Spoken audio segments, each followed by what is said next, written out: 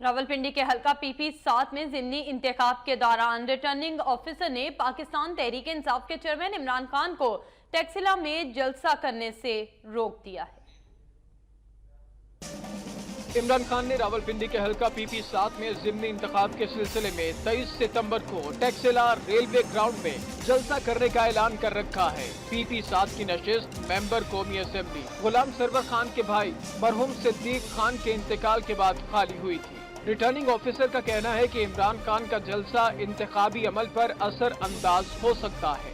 Election commission نے ضمنی انتخاب کے اعلان کے بعد صدر وزیر اعظم کے جلسے اور جلوسوں پر پابندی عائد کر رکھی ہے۔ الیکشن کمیشن نے وزرائے اعلیٰ، وزراء، مشیران، ممبران اسمبلی اور پارٹی سربراہان کے جلسے جلوسوں پر پابندی عائد کر رکھی ہے۔ پابندی آئین کی دفعہ 204 اور نمائندگی ایکٹ کے سیکشن 103A کے تحت عائد کی گئی ہے، جس کی وجہ سے عمران خان قانونی طور پر جلسہ نہیں کر سکتے۔